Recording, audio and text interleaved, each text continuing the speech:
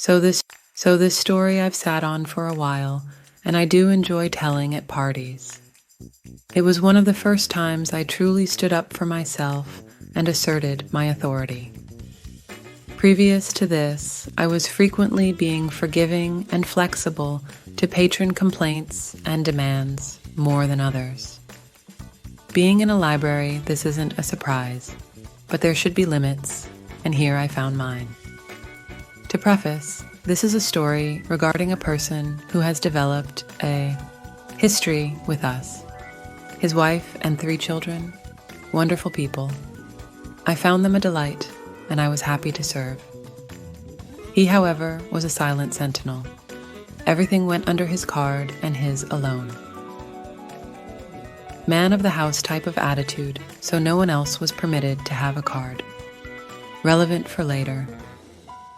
That silence changed one day when he got a late notice from us. For a one-day late fee of 10C, he lost his collective mind.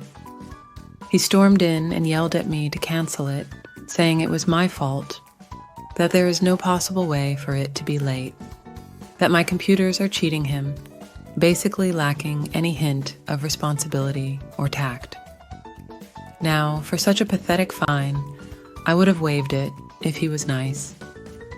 Nope, I left it on.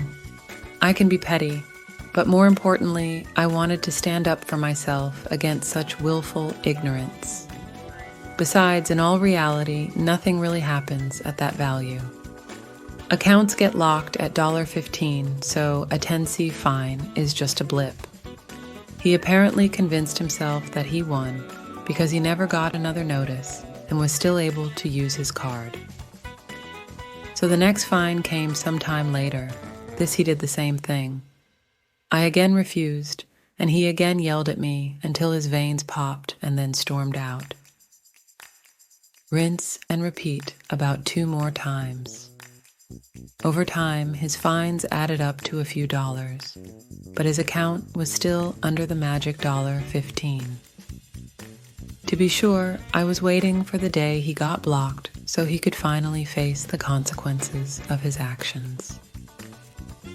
His treatment towards me and staff was reprehensible whenever he was told anything other than, "Yes, sir."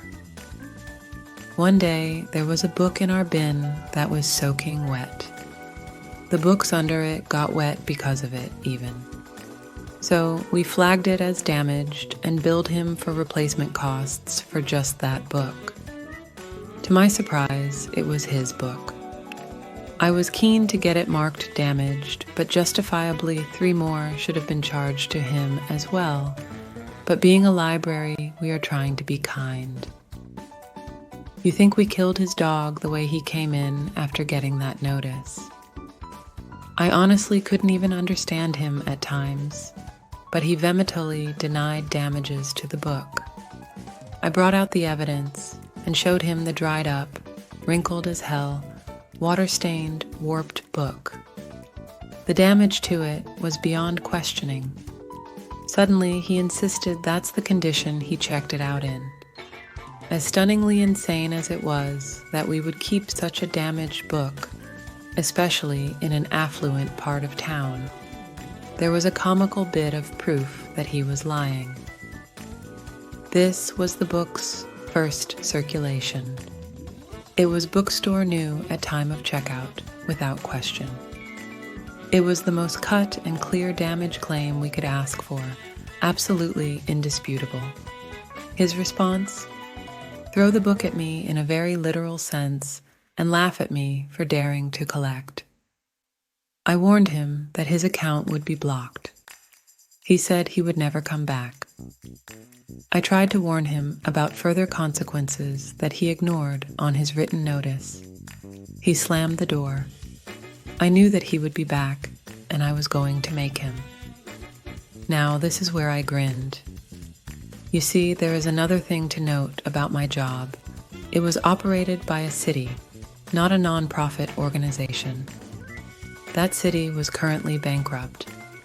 How is that possibly relevant? Well, the debt he owed us was owed to the city. a city who is aggressively trying to collect any and all outstanding debt. As such, anyone in debt of $50 plus could be sent to collections. The book was valued at $49.95 according to the label, just short of collections. But wait, those fines that I refused to waive? That was accounted into the total.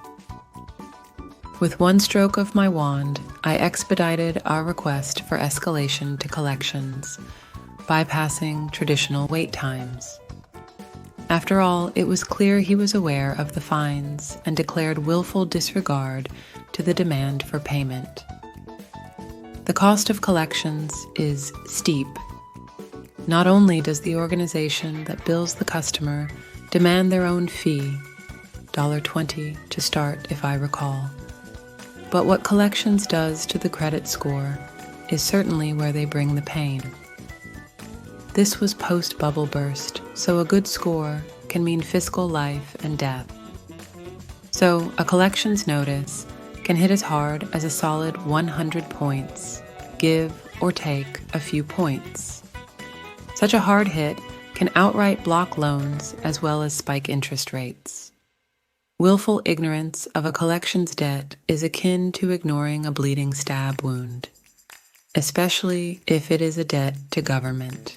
It took a few months, but eventually he sulked in and dead silent offered payment. Tried to pay in credit, but our machines were oddly offline that day. Cash only. Such a shame there. I took cash payment and offered the book back to him. After all, he paid for it. He declined. I had a book thrown at me. I threw collections back.